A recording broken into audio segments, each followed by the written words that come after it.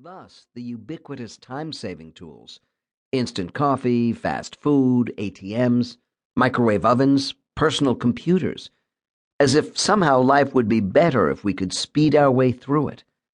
That message has only escalated since then. These days, young people tell me that they don't even have time for cell phone conversations or emails. They prefer to text. The instant response that new technology allows has altered our perception of time.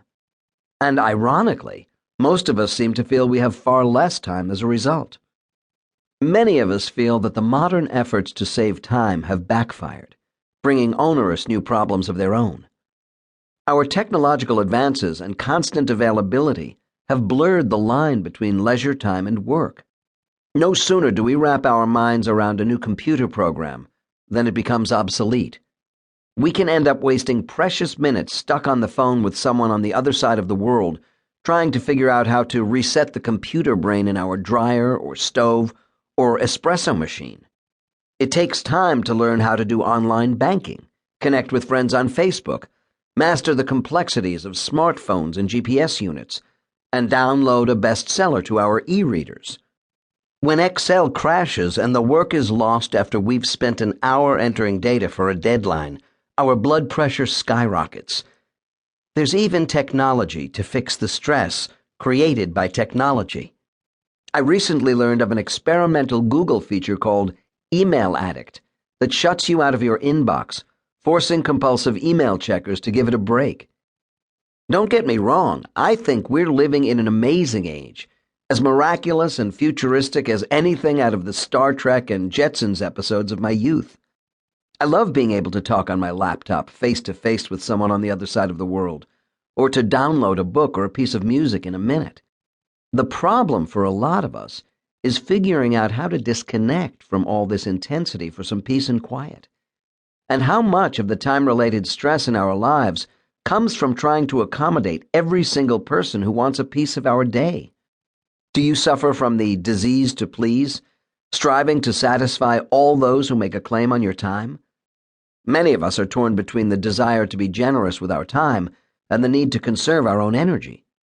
It takes only a few seconds to read a 140-character Twitter message, but the cost of the total distraction lasts far longer. The thinner we spread ourselves, the more we skitter over the surface of our lives, never going deep. And since we can be tracked down just about anywhere, anytime, it seems there is literally no escape. I'll teach you how to wean yourself from the addictions that sap time and energy, to clear out all the debris and distraction, in much the same way that a snow globe becomes calm and clear when you stop shaking it and allow the flakes to settle. You'll see, for example, that we can stay at our desks or in a traffic jam and, however momentarily, genuinely give our attention to the present moment as a way of finding inner peace. I want to show you how to coexist peacefully with the inevitable, inexorable march of time. As a Buddhist, I've long studied the question of how to live authentically and joyfully in the present moment, and how to remain mindful, centered, and harmonious, no matter what challenges come my way. In a way, Buddhism is a profound study in time and time management, because the better you manage your mind and spirit, the less hold time has on you. Every moment can be lived fully, free, and unconditioned, and every moment holds infinite possibilities and opportunities for a fresh start.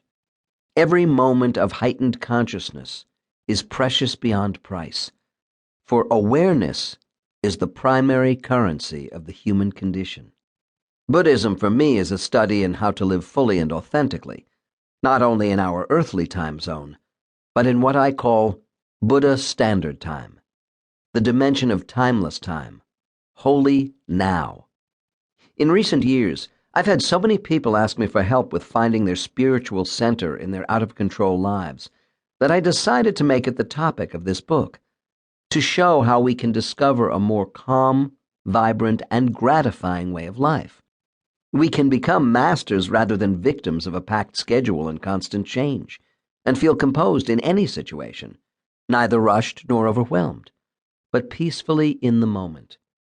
We can learn to set our own pace, a pace that makes sense in relation to who we are